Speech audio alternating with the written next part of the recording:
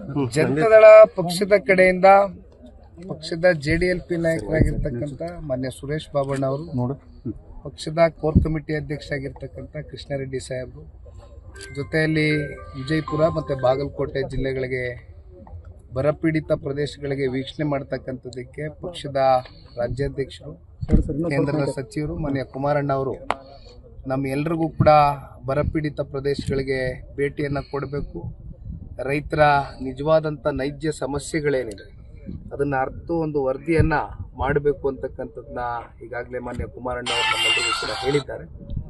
ಆ ಹಿನ್ನೆಲೆಯಲ್ಲಿ ಜನತಾದಳ ಪಕ್ಷ ನಿಮಗೆ ಗೊತ್ತಿದೆ, ಇದೊಂದು ಪ್ರಾದೇಶಿಕ ಪಕ್ಷ, ರೈತರ ಪರವಾಗಿ ಸದಾಕಾಲ ಒಂದು ಕಮಿಟ್ಮೆಂಟ್ ಇಟ್ಕೊಂಡು ಕಳೆದ 30 ವರ್ಷದಿಂದ ನಿರಂತರವಾಗಿ ಹೋರಾಟ ಮಾಡ್ತಾ ಇರ್ತಕ್ಕಂಥ ಪಕ್ಷ. ಈ ಭಾಗದಲ್ಲಿ ವಿಶೇಷವಾಗಿ ಇದು ಕೇವಲ ನಾನು ಒಂದು ಭಾಗಕ್ಕೆ ಅಂತಕ್ಕಂಥದ್ದನ್ನ ಇವತ್ತು ಬರವನ್ನು ಸೀಮಿತ ಮಾಡಲಿಕ್ಕೆ ಇಷ್ಟಪಡೋದಿಲ್ಲ.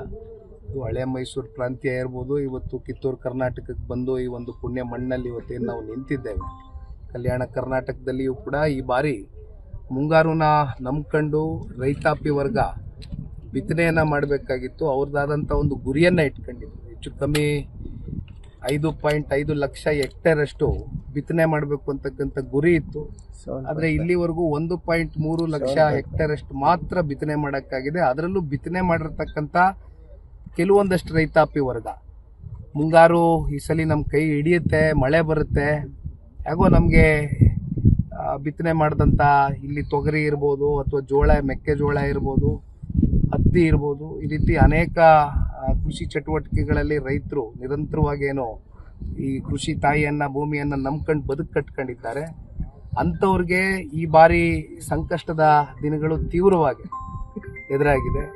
ಆ ನಿಟ್ಟಿನಲ್ಲಿ ಇವತ್ತು ಬಂದು ಬರ ವೀಕ್ಷಣೆ ಮಾಡ್ತಕ್ಕಂಥದ್ದಕ್ಕೆ ಈ ಭಾಗದಲ್ಲಿ ಇಂಡಿ ವಿಧಾನಸಭಾ ಕ್ಷೇತ್ರ, ಜೊತೆಯಲ್ಲಿ ನಮ್ಮ ಬಸವನ ಬಾಗೇವಾಡಿ 2 ಕ್ಷೇತ್ರದಲ್ಲಿ ಬೆಳಗ್ಗೆಯಿಂದ ರಾತ್ರಿವರೆಗೂ ರೈತರ ಹೊಲ ಗದ್ದೆಗಳಿಗೆ ಒಂದು ಭೇಟಿಯನ್ನು ಕೊಡಬೇಕು ಅಂತಕ್ಕಂಥ ತೀರ್ಮಾನ ಮಾಡಿದ್ದೇವೆ. ಇಲ್ಲಿ ಸರಿಸುಮಾರು 6 ಎಕರೆ ಜಮೀನನ್ನು ಹೊಂದಿರತಕ್ಕಂಥ ಈ ಭಾಗದ ರೈತರೇನಿದ್ದಾರೆ, ಇಲ್ಲಿ ತಾವೆಲ್ಲ ನೋಡ್ಬೋದು. ಸಂಪೂರ್ಣವಾಗಿ ಇವತ್ತು ಇಲ್ಲಿ ಏನೊಂದು ಮಳೆ ಆಗಬೇಕಾಗಿತ್ತು, ಇರೋದ್ರಿಂದ ಇವತ್ತು ಇಲ್ಲಿ ಯಾವುದೇ ಒಂದು ಬಿತ್ತನೆ ಆಗಿಲ್ಲ.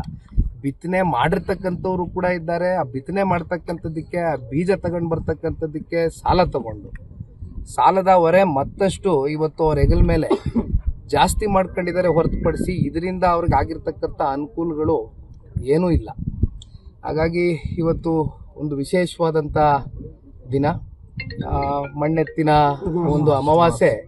ಕಲ್ಯಾಣ ಕರ್ನಾಟಕ ಮತ್ತು ಕಿತ್ತೂರು ಕರ್ನಾಟಕ ಭಾಗದಲ್ಲಿ ಇವತ್ತು ಎತ್ತುಗಳು ವರ್ಷ ಇಡೀ ನಮಗೆ ದುಡಿಯುತ್ತೆ, ರೈತರಿಗೋಸ್ಕರ ದುಡಿತವೆ. ಇದು ಕೇವಲ ಒಂದು ಪ್ರಾಣಿಗಳಾಗಿ ಅಷ್ಟೇ ಅಲ್ಲ, ದೈವ ಸ್ವರೂಪದ ಎತ್ತುಗಳಿಗೆ ಇವತ್ತು ಕುಂಕುಮ, ಅರಿಶಿನ ಇವೆಲ್ಲವೂ ಕೂಡ ಪಾರಂಪರಿಕವಾಗಿ ರೈತರು ಈ ಭಾಗದಲ್ಲಿ ಪೂಜೆಯನ್ನು ಮಾಡ್ಕೊಂಡು ವರ್ಷಕ್ಕೆ ಈ ಒಂದು ದಿನ ವಿಶೇಷವಾದಂಥ ಒಂದು ಪೂಜೆ ಸಲ್ಲಿಸಬೇಕು ನಮ್ಮ ಎತ್ತುಗಳಿಗೆ ಅಂತಕ್ಕಂಥದ್ದು ರೈತರ ಜೊತೆಲಿ ಇವತ್ತು ನಾನು ಕೂಡ ನನ್ನ ಪುಣ್ಯ ಇವತ್ತು ಇಂಥ ಒಂದು ದಿನ ಬಂದು ಇಲ್ಲಿ ರೈತರ ಜೊತೆ ಭಾಗಿಯಾಗಿ ಎತ್ತುಗಳಿಗೆ ಪೂಜೆ ಸಲ್ಲಿಸಿರ್ತಕ್ಕಂಥದ್ದು ಬಹುಶಃ ನನ್ನ ಜೀವನದಲ್ಲಿ ನಾನು ಮರೀಲಿಕ್ಕಾಗದೇ ಇರತಕ್ಕಂಥ ಒಂದು ವಿಶೇಷವಾದಂಥ ದಿನ ಅಂತ ಭಾವಿಸಿದ್ದೇನೆ. ಇಂಥ ದಿನ ಇವತ್ತು ಇಲ್ಲಿ ಬಂದು ನಿಂತಾಗ ಎಲ್ಲೋ ಒಂದು ಕಡೆ ರೈತರಿಗೆ ಏನೊಂದು ಈ ಸಂಕಷ್ಟ ಎದುರಾಗಿದೆ, ಈ ಒಂದು ನೋವನ್ನ ಎದುರು ನೋಡ್ತಾ ಇರ್ತಕ್ಕಂಥ ರೈತರಿಗೆ ಅವ್ರ ಸಂಕಷ್ಟವನ್ನ ಧಾವಿಸ್ತಕ್ಕಂಥದಕ್ಕೆ ಸರ್ಕಾರ ಮುಂದಾಗಬೇಕು. ಯಾಕೆಂದ್ರೆ ರೈತರು ಮನವಿ ಕೊಟ್ಟರು, ಏನಂತ ರೈತರು ಹಲವಾರು ವಿಚಾರಗಳನ್ನ ಇಲ್ಲೇ ಮನವಿ ಪತ್ರ ಕೈಯಲ್ಲೇ ಇಟ್ಕೊಂಡಿದ್ದೇನೆ. ಇದು ನಾನು ಕೂಡ ನಿಮಗೆ ಸವಿಸ್ತರವಾಗಿ ನಾನಾಗ್ಲಿ, ಬಾಬಣ್ಣ ಅವರಾಗ್ಲಿ, ಈಗ ಮುಂದೆ ಪತ್ರಿಕಾಗೋಷ್ಠಿಯಲ್ಲಿ ಎಲ್ಲವೂ ಕೂಡ ಮಾತನಾಡ್ತೇವೆ. ಹಲವಾರು ವಿಚಾರಗಳಿದೆ. ಈಗ ಆಗಿರ್ತಕ್ಕಂಥ ಸಮಸ್ಯೆಗಳೇನು, ಮುಂದೆ ಇದಕ್ಕೆ ಯಾವ ರೀತಿಯಾದಂಥ ಒಂದು ಪರಿಹಾರವನ್ನು ಕಂಡುಕೊಡಬೇಕು ರಾಜ್ಯ ಸರ್ಕಾರ ಅಂತಕ್ಕಂಥದ್ರ ಬಗ್ಗೆ ನಮ್ಮದು ಕೆಲವೊಂದಷ್ಟು ವಿಚಾರಗಳಿದೆ, ಅದನ್ನು ಮಂಡಿಸ್ತೇವೆ.